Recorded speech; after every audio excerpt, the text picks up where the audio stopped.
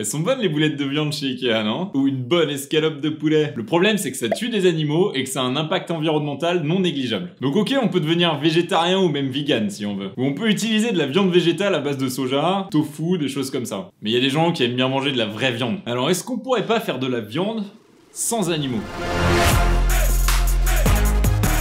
La viande in vitro, ça vous dit quelque chose? Ça paraît très loin d'être quelque chose auquel on a envie de penser en ce moment. Mais des futuristes disent que d'ici 5 à 10 ans, on en aura dans nos supermarchés. Il y a déjà des startups, notamment américaines, qui sont lancées sur le créneau. Il y en a une qui s'appelle Memphis Meats et qui a développé la première boulette de viande artificielle. Ça a simplement été créé dans une boîte de pétri, comme on a en bio au lycée. Et ça, à l'aide de cellules souches animales. Les dirigeants de cette startup, ils sont persuadés que d'ici 5 ans, le marché sera prêt pour commencer à en acheter. Bon, pour le moment, la boulette de viande en question, elle coûte quasiment 1000 $. Mais le jour où elle sera produite en masse et pas chère, ce sera très différent. Mais alors, comment on peut construire de la viande? On utilise ce qui s'appelle des cellules souches animales. Une cellule souche, concrètement, c'est une cellule qui est pas encore différenciée. C'est-à-dire qu'elle a pas de spécialité. Sa seule spécialité, c'est de se diviser pour générer d'autres cellules, qui elles vont devenir des cellules musculaires, nerveuses, etc., qui ont chacune des spécialités très différentes.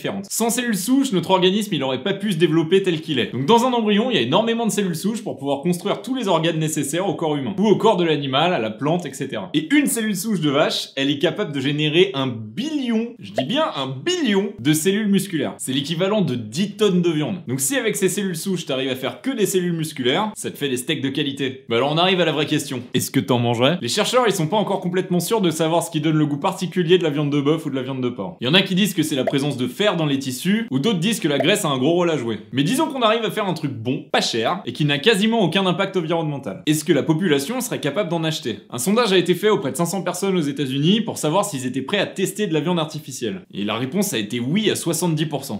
Après, on leur a demandé aussi s'ils étaient prêts à remplacer les viandes végétales à base de soja et de tofu par de la viande artificielle si jamais c'était de la même qualité. Là, ça descend un peu, mais on arrive quasiment à 50% des gens qui disent pourquoi pas. Bon, les startups dont on a parlé, elles bossent dessus pour avoir des prix raisonnables en 2020. Alors toi, t'en achètes? N'hésitez pas à liker si vous avez aimé la vidéo, même si vous aimez pas la viande artificielle. Abonnez-vous à la chaîne et activez les notifications pour recevoir les nouveaux épisodes. Et moi je vous dis à plus.